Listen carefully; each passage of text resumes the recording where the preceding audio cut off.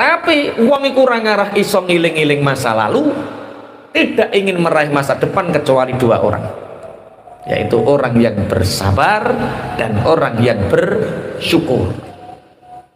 Masya Allah. Makanya sama cerita dengan orang buta, orang itu. Orang yang nggak bersyukur, maka dia akan melupakan masa lalunya. Orang yang tidak bersabar, dia tidak akan mau meraih masa depannya. Jadi Nabi Musa untuk meyakinkan ratusan ribu orang Bani Israel untuk keluar dari Mesir, itu harus dengan kesabaran dan keteguhan. Makanya kalau kita belajar hikmah, orang sabar itu pasti menghargai proses. Orang yang tidak bersabar tidak akan menghargai proses. Kenapa orang mudah, misalnya wong sugih, kenapa orang kaya itu mudah menghina orang miskin? Jawabannya satu, karena dia tidak pernah menjadi orang miskin. Prosesnya itu tidak lama untuk jadi orang kaya. Mulane sampean kok jadi wong cepet sugih, hati-hati. Biasanya tidak menghargai proses, mudah menghina orang lain, mudah memandang rendah orang lain. Maka jadilah orang bersabar, maka kalian akan menghargai sebuah proses. Makanya dalam satu riwayat hadis, ada hadis qudsi, Allah berfirman, idza mata waladul abdi. Ini dalam hadis Rasulullah Shallallahu Alaihi Wasallam bersabda, idza mata waladul abdi qala Allahu ta'ala lil malaikah aqbatum samrata qalbi. Ini sabar itu adalah yang hikmah. Di antaranya hikmah yang pertama, orang yang bersabar itu orang yang mampu menghargai proses. Jadi rata-rata yang gelem menghargai proses ini orang yang bersabar. Rasul bersabda, ketika ada orang punya anak meninggal, Allah berfirman kepada malaikat, si fulan anaknya meninggal, entah kecelakaan, entah sakit. Allah berfirman kepada malaikat, aqbatum samrata qalbi, wahai malaikat, apakah engkau sudah mengambil buah hatinya? Mengambil buah hatinya artinya anaknya apakah sudah meninggal, diambil.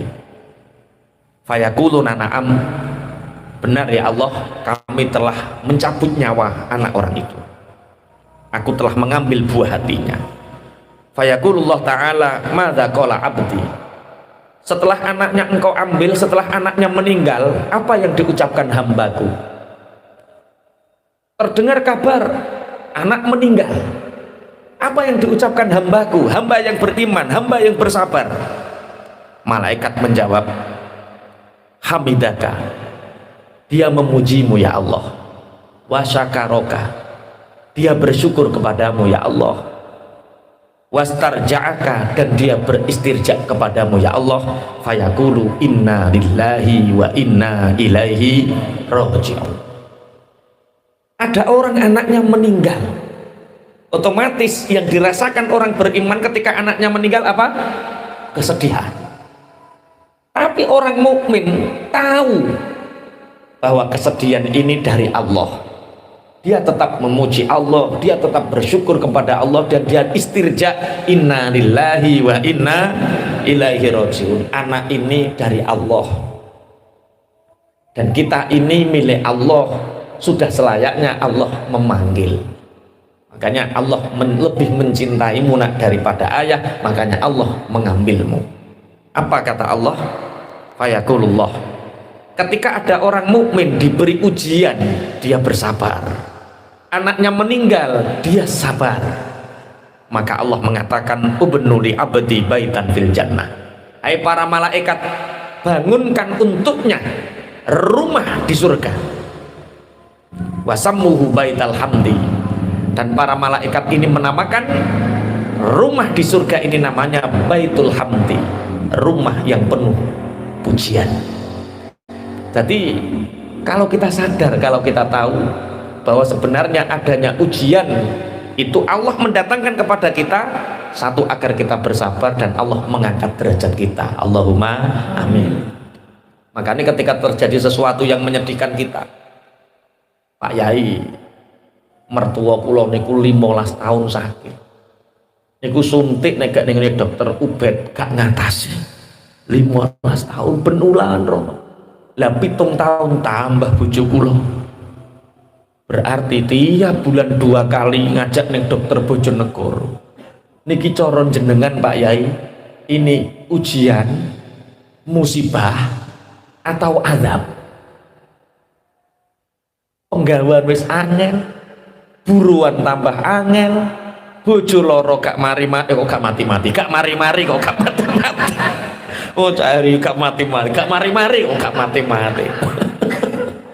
Bojo loro gak mari-mari, mara tuwa loro gak mari-mari. Itu sebenarnya ujian, musibah atau azab. Atau dua anak loro sing nawakal urip, sing nurut mati. Itu ujian, musibah atau azab.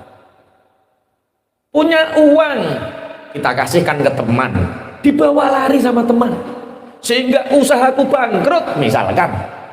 Itu ujian, musibah atau azab. Apa toib? Lu kok gak iso jawab plengah-plengah tok piye lah. Mara tuwa lara gak mari-mari ya gak mati-mati. Bojo lara ya gak mari-mari. Penggawean tansaya angel, sekolahan ditutup ora oleh didodoli. Misale pikiran ruwet mata peteng, kuwi ujian, musibah atau azab? Seperti corona kemarin, orang memandang corona itu ujian, musibah atau azab. Kena apa kok ujian?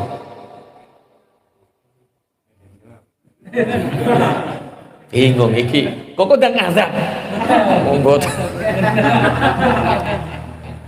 Apapun yang terjadi terhadap kita, kullu yusibana illa ma kataballahu lana huwa maulana wa 'alallahi falyatawakkalul mu'minun. Apapun yang terjadi kepada kita, baik itu ujian, musibah atau azab, itu yang menjadikan ketiganya itu kita sendiri. Kalau memang keburukan yang terjadi kepada kita ini menjadikan taat kita bertambah, itu ujian. Kalau memang keburukan yang terjadi kepada kita ini menyebabkan kita mendapat pahala yang banyak dan kita bersyukur, itu musibah. Tapi kalau keburukan yang datang itu menyebabkan kita ngersulo dan kufur, itu azab. Berarti azab, ujian, musibah itu tarifnya ora konggone Gusti Allah. Keluarnya menjadi ujian atau menjadi musibah atau menjadi azab itu tergantung dari kita sendiri. Buk dadekno ujian, musibah utawa azab. Lah nek kowe ngersulok terus kufur, azab. Maka segala keburukan yang terjadi sebaiknya dijadikan sebagai ujian atau musibah. Ujian untuk meningkatkan takwa kita kepada Allah, musibah untuk meningkatkan derajat kita di sisi Allah. Bismillahirrahmanirrahim. Nabi Musa memberi semangat orang-orang Bani Israel untuk keluar, butuh kesabaran yang tinggi. Bahkan Bani Israel sendiri menentang, butuh kesabaran yang tinggi. Nah makanya orang yang sabar itu punya 5 hikmah. Di antaranya orang yang bersabar pasti menghargai proses. Sampai nikah dan berjuang mati-matian terus oleh berhasil, nek menghargai bojomu, masya Allah, karena melihat prosesnya. Lah yo golekane angel trimo tak larakno kan ngono. Tapi nek moro gelem ora gelem, oke ya mbok larakno. Karena tidak ada perjuangan, maka Allah memerintahkan kita berjuang agar kita bersabar dan menghargai proses. Sampai jadi gus, moro-moro pondoknya gede, tanpa ada unsur ruhul jihad, tanpa ada unsur perjuangan. Nyawang santri yo sak penake dhewe. nyawang umat sampai naik dewe nek dia gak belajar, karena rata-rata orang yang tahu-tahu jadi itu tidak menghargai proses. Makanya yang hari ini mungkin usaha bolak-balik kok gulung tikar, ingat Allah ingin kamu menghargai proses. Terus untuk berhasil bagaimana? Kata Superfood, satu kuncinya apa? Sabar. Wes ketemu tak kuncinya apa? Sabar. Kedua, orang yang sabar itu dibersamai Allah. Makanya nanti afdol mana antara sabar dengan syukur? Kowe dikai ujian karo dikai nikmat iku seneng ndi? Lebih utama mana? Itu nanti. Orang yang sabar menghargai proses, orang yang sabar dia dibersamai Allah. Tidak hanya dilihat, tidak hanya disawang, dibarengi Allah. Innallaha ma'as sabirin. Sing nomor telu, orang yang sabar dijamin mendapat pertolongan Allah. Makanya ning kene Nabi Musa piye? Wa dzakirhum bi ayyamillah inna fi dzalika laayatil likulli sabarin syakur. Setelah proses panjang kesabaran Nabi Musa, doa Nabi Musa itu dikabulkan oleh Allah 40 tahun tak kandani. Jadi Nabi Musa ndonga ngalah ke Fir'aun. Nabi Musa berdoa untuk bisa lepas dari Fir'aun, itu dikabulkan Allah selama berapa? Setelah 40 tahun. Berarti 40 tahun sebelum doanya dikabulkan, Nabi Musa ngelakoni ilmu sing jenenge sabar. Memang morotua dicelatu morotua lagi berang tahun. Oh sabar Nabi Musa 40 tahun lah ya. Lah 40 tahun setelah morotua aku mati ya ngono maksudnya. Sabar sampai morotuamu mati nek Anda. Oke, satu. Setelah perjalanan sabar ini dijalani, yang terjadi adalah pertolongan Allah pasti datang. Pertolongan Allah pasti datang bagi orang-orang yang bersabar. Yang keempat, orang yang bersabar itu pahalanya tidak pernah terputus. Selama dia menjalani sabar, selama itu derajatnya naik. Pahala. Bojo wedak entek, anak wayah bayar urun, panen kernek wereng, apa maneh bane bocor, duit ning celengan entek, ning rekening dicek karek 50.000. Masya Allah, golek didil duit 2.000 ning sor-sor kasur. Kesabaran kita saat ingin lepas dari kesulitan itulah pahala. Sabar. Yang terakhir adalah surga yang tertinggi bagi orang-orang yang sabar. Jadi satu, orang yang sabar hikmahnya, orang yang sabar menghargai proses. Yang kedua, orang yang sabar dibersamai Allah. Yang ketiga, orang yang bersabar dijamin pertolongannya. Yang keempat, orang yang bersabar pahalanya terus menerus. Yang kelima, surga tertinggi bagi orang yang sabar. Inna fi dzalika laayatil likulli sabarin syakur. Kenapa sabar ini berkaitan dengan syukur? Ini sebelumnya tak bahas sabar dulu ben gak belawur sampean. Sabar dicontohkan oleh Rasulullah ketika orang diuji anaknya meninggal. Allah berfirman, apakah anaknya engkau sudah ambil rohnya? Sudah ya Allah. Apa yang dikatakan hambaku? Dia tetap memujimu, dia tidak pernah berpaling darimu, dia istirja, inna lillahi wa inna ilaihi raji'un. Apa dawuhnya Allah? Bangunkan untuknya rumah di surga dan katakan atau sebut surga itu namanya Baitul Hamdi, rumah alhamd, rumah pujian. Itu bagi orang-orang. Jadi besok orang-orang yang hidupnya di dunia ini sulit, penuh kesulitan, dan dia bersabar, dia dapat surga, dibangunkan istana namanya Baitul Hamdi. Bismillahirrahmanirrahim. Nabi Musa alaihi salam itu pernah berjalan dengan Nabi Yusha bin Nun.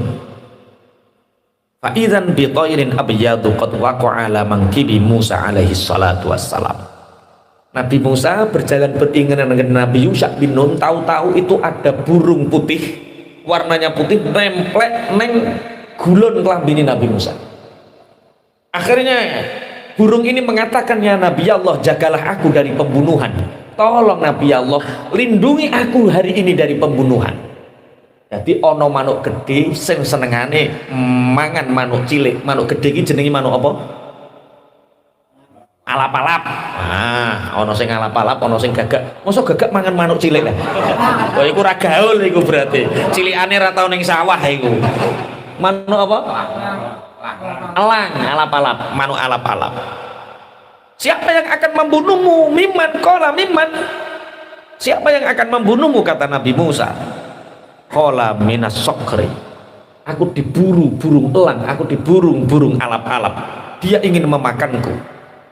Akhirnya burung kecil ini, ada elang datang masuk neng sakune Nabi Musa. Cara sing paling penuh mlaku ning jero kelambine Nabi Musa, rasukane Nabi Musa. Akhirnya elang ini mengatakan, ya Nabi Allah, la tamna'u saidi anni. Hei Nabi Allah, Nabi Musa, kamu jangan ikut campur antara urusanku dengan dia.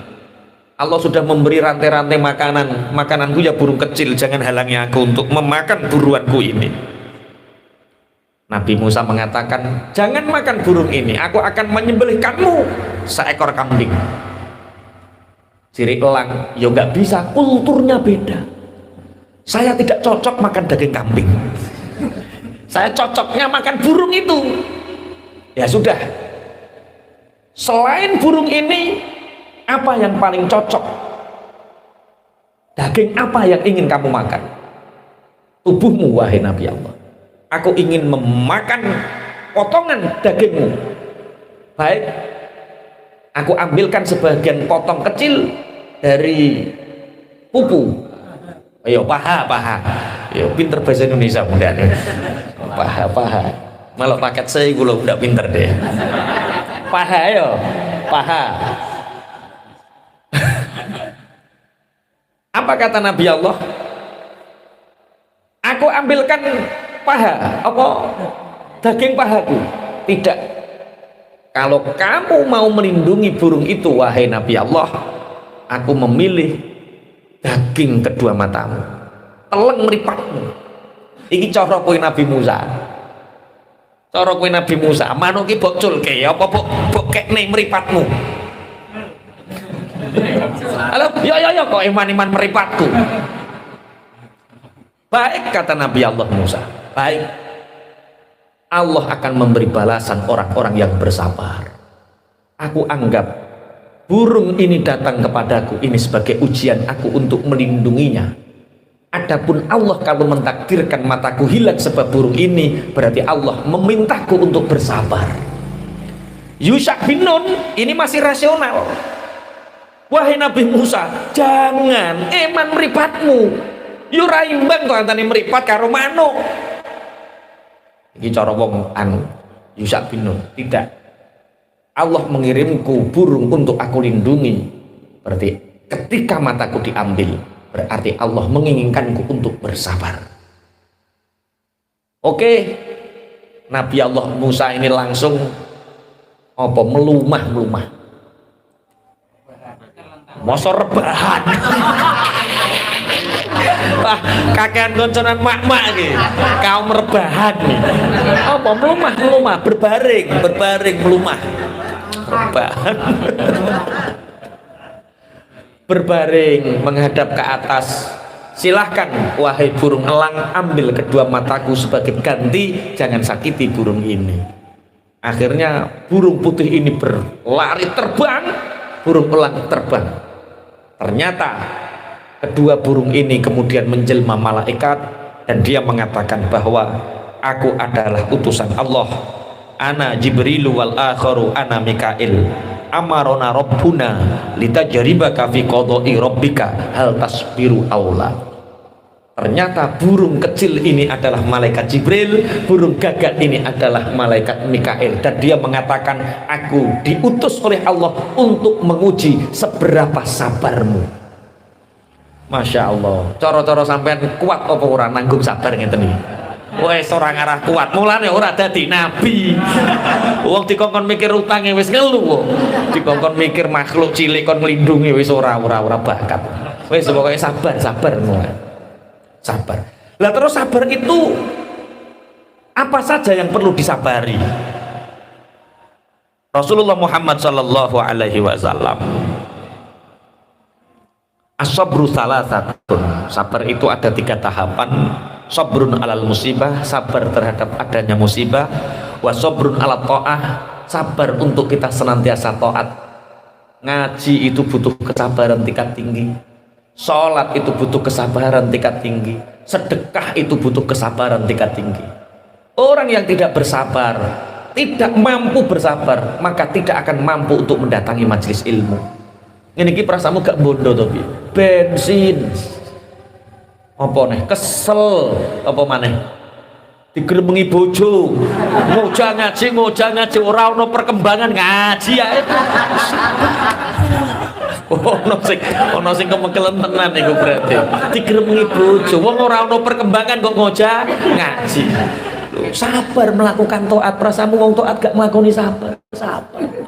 Sabar ono ning musibah, sabar nglakoni taat. Wa sabrun anil maksiat, sabar ninggalno maksiat.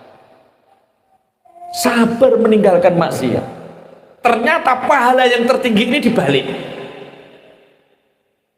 Sabar musibah itu sabar yang paling kecil.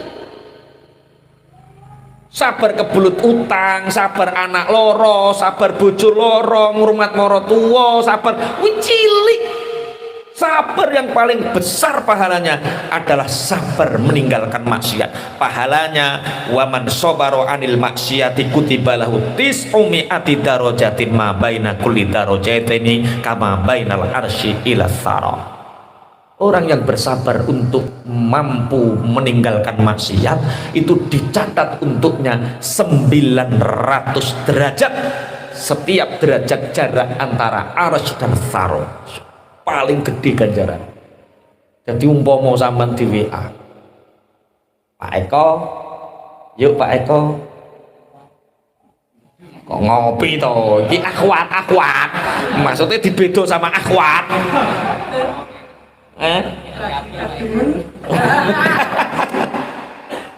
Loh, dibedo karo akhwat iso nolak 900 derajat. Iku diuji karo anakmu loro, kowe sabar, duitmu ratusan juta entek, ganjarane jek akeh, ninggalno maksiat.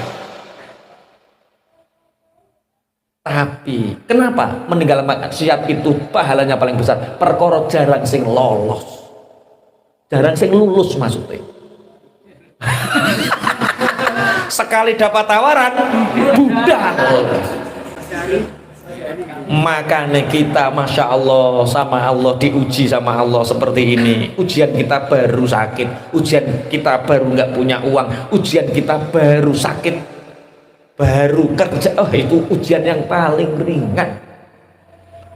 Ujian yang paling berat bakul es dijak selingkuh sekda misalnya. Wah, sekda loh. Sekdane wedok pangkate dhuwur, wonge ayu, umpama selingkuh gak ono sing ngerti. Terus taib, ini akhafullah. Wah, sungguh aku takut kepada 900 derajat. Tapi nek trimo bakul es ora payu, adem-adem terus toko Mahdi rasa adang, lah mangan apa Pak? Es. Gak jebeber Mas, wis to, es. Iku cilik. Paham ya maksudnya ya? Ridho, kudu ridho. Guys, yang kedua sabar melakukan taat. Ini ranking kedua. Kita sabar mendatangi majelis ilmu, sabar mendatangi majelis zikir, sabar mendatangi taat perintah kepada Allah. Itu pahalanya. Waman sabaro ala ta'ah kutiba lahu 600 darajatin. ma baina darajaitani kama baina nuhumil ardil ulya ila muntahal ardinas sab'i. Barang siapa bersabar melakukan taat, maka dicatat untuknya 600 derajat. Kacek 300 rek. 600 derajat. Yang satu derajat dengan yang lain jaraknya adalah ujung atas bumi sampai ujung bawah bumi. Yang level pertama 300 derajat bagi orang yang bersabar terhadap musibah. Makanya hari ini kita bisa hadir di sini, kita sabar. Berarti kita dapat 600 derajat. Terus ono maksiat yang menggoda, kita terhindar 900 derajat, dapat poin 9 tambah 6 1500 derajat. Berarti ujian yang paling ringan itu berupa musibah. Ujian yang paling ringan pahalanya. Perkara napa? Perkara akeh wong lulus. Kenapa lulus? Ora lulus piye, wong dhek ora sabar ya tetep katok kok. Ya tetep lulus, ora sabar ya tetep katok. Makanya bersabarlah. Bismillahirrahmanirrahim. Dalam hadis yang lain, kemudian orang yang bersabar dengan orang yang bersyukur itu lebih utama mana? Sampai diberi musibah, diberi kesulitan, kemudian kita bersabar. Dengan sampai diberi kenikmatan oleh Allah, dengan kenikmatan itu kita bisa bersyukur, kita datangi majelis ilmu, kita sholat, kita sedekah. Itu lebih utama mana derajatnya? Orang bersabar dan bersyukur itu lebih utama mana derajatnya? Milih ndi, bersabar atau bersyukur? Bersyukur. Ono sing bersabar. Kok kaya wedi to modele? Kok padha pengen bersyukur kabeh modele? Hah? Apa-apa eneng karek mangkat. As-sabru afdalu minasyukri. Sabar itu lebih utama daripada syukur. Kenapa? Di anna syakirina ma'aziyadah kama qala ta'ala la in syakartum la azidannakum was-sabirina ma'ahumullah kama qala innallaha ma'as-sabirin. Derajatnya orang yang sabar itu di atas orang yang bersyukur. Orang yang sabar itu lebih utama daripada orang yang bersyukur. Kenapa? Orang yang bersyukur di Arab-Arab ditambahi. Nek wong syukur iku mau oleh tambahan, tapi nek wong sabar dibarengi Allah. Ora trimo ditambahi, dibarengi. Cak, rekeningku urusi cak. Engko isine pek. Bareng diurusi. Yo, wis ngurusi nyoh tak tambahi. Nah, oleh duit tok ditambahi. Seneng di karo. Diuji. Setelah diuji, kue koncoku tenan cak, masya Allah, ayo runtung karo aku, ayo, utama ndi? Dibersamai Allah itu derajat yang luar biasa. Malaikat apa nyiksa rawani loh, bareng Allah. Nek kue syukur karo Allah ditambahi, cek ono hisabe. Nek kue sabar dibarengi Allah, malaikat Mikail wedi, malaikat Malik wedi. Apa nyiksa? Ono Allah. Orang yang bersabar itu bersama Allah. Satpol PP apa mentungi sampean, dadak sampean dibarengi bupati. Wani enggak Satpol PP ini mentungi? Lho, no bupati. Wes, milih sabar atau milih syukur?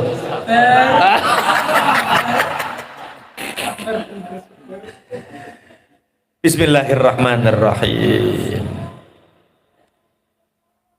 Rawa at-Tabrani an Ibni Abbas radhiyallahu taala anhuma annahu qala Rasulullah sallallahu alaihi wasallam man usiba bi musibatin fi malihi au jasadihi fakatamaha wa lam yashukkaha ilan nasi kana 'ala Allahi ayyaghfira lahu. Teng kitab Jami'us Shaghir. Kitab Jami'us Shaghir, kitab hadis. Imam At-Tabrani meriwayatkan hadis dipunceritakan saking Abdullah ibnu Abbas. Kanjeng Nabi dawuh ngeten. Siapa yang diuji oleh Allah kehilangan hartanya, sepeda motornya hilang, duitnya hilang, dibodoni koncone, dia diuji dengan hartanya. Buka toko bangkrut, syirkah ditipu, dia diuji dengan hartanya. Atau jasadnya sakit gak sembuh-sembuh, siapa yang diuji Allah dengan hartanya, jasadnya, tapi dia menyembunyikan dari manusia, dia hanya madul sama Allah, dia tidak menceritakan kepada manusia, maka orang itu setiap detik dosa-dosanya telah diampuni oleh Allah. Masya Allah. Malam sepeda motor hilang, ingin ngelakoni hadis, ya Allah motorku hilang ya Allah. Ditakoki cawin, motormu orang, ya Allah ya Allah. Jadi kehilangan duit, loro, dia tidak menceritakan kepada manusia, dia bersabar hanya menceritakan kepada Allah sebagai bentuk keridhaan dan sabarnya. Maka setiap waktu dosa-dosa orang itu diampuni oleh Allah, derajatnya sabar. Tapi kue betah ta ora ngono lho.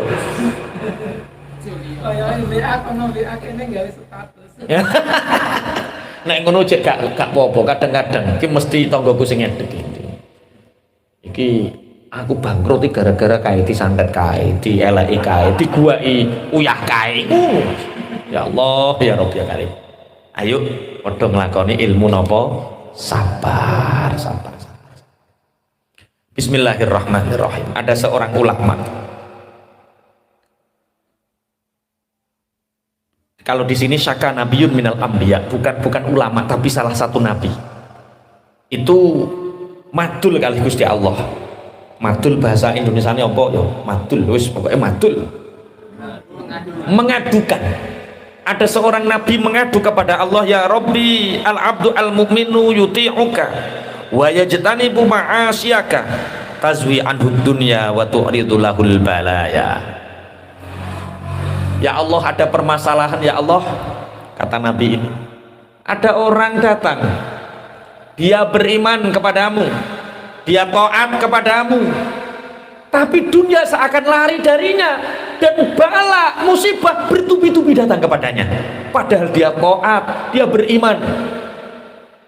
Sedangkan wal abdu al kafiru la yuti'uka, sedangkan hamba yang kafir tidak taat kepadamu, wa tujzu ala ma'asika, dan selalu bermaksiat kepadamu, tazwi anhul balaya, bala seakan menyingkir, musibah kesulitan seakan lari darinya, tapi dunia watabasutulahu dunya berdatangan kepadanya. Nek pertanyaan ngene piye? Ana wong loro, sing siji mukmin, taat, nggak pernah maksiat, tapi duit uangel, dunya uangel, musibah datang silih berganti. Disuwukno coke neh, wae ora tau leren pokoknya. Padahal dia taat kepadamu. Yang satu kafir, selalu maksiat, rezeki terus berdatangan, dunia melimputinya, musibah seakan tidak pernah datang. Nabi ini madul kali Allah, dijawab sama Allah, fa'auhallahu ta'ala ilaih. Hei Nabi, innal ibadali wal bala'ali, sungguh ibadah itu hanya untukku dan bala itu hanya dariku. Wa kullun yusabbihu bihamdi, dan semua bertasbih dengan memujiku. Hai Nabi, orang mukmin ini melakukan dosa.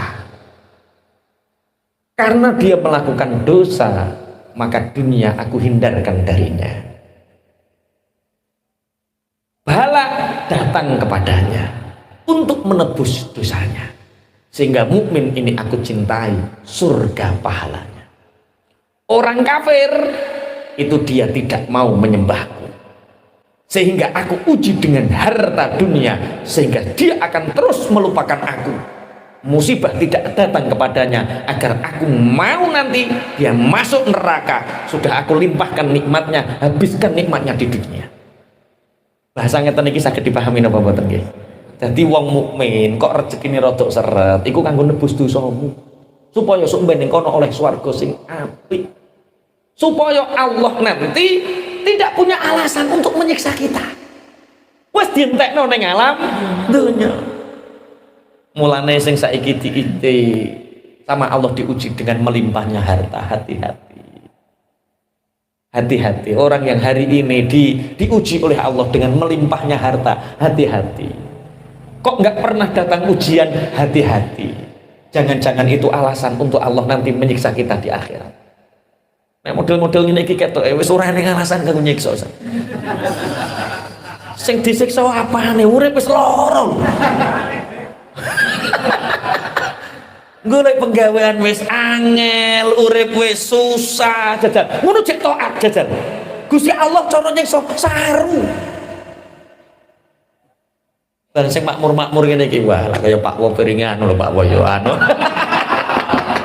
Aja sampe Allah pantes nyiksa awake ning alam donya soalé ra tau diuji. Makanya sekali-kali ya kudu loro, yo ringan-ringan ngono wae ra apa-apa, lara, sirah ngelu terus anak nyuntikno, kuwi kudu disabari.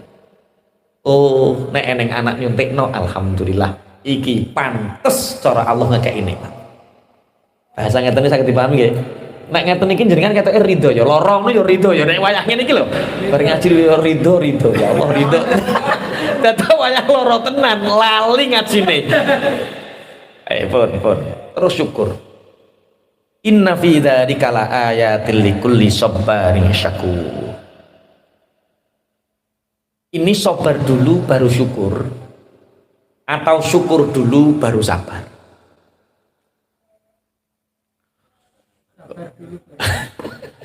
Tak boleh nih, sabar dulu baru syukur atau syukur dulu baru sabar?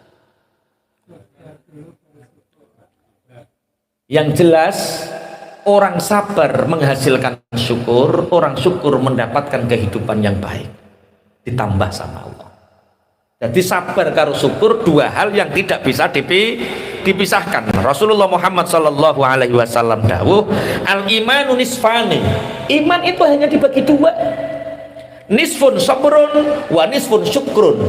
Sebagian sabar, sebagian syukur. Nek oleh musibah sabar, nek oleh nikmat syukur. Tapi nek nikmat mbok arteni syukur ngenteni nikmat, derajatmu kaya asu, derajatmu kaya kucing. Kowe ora usah menungso sing berakal.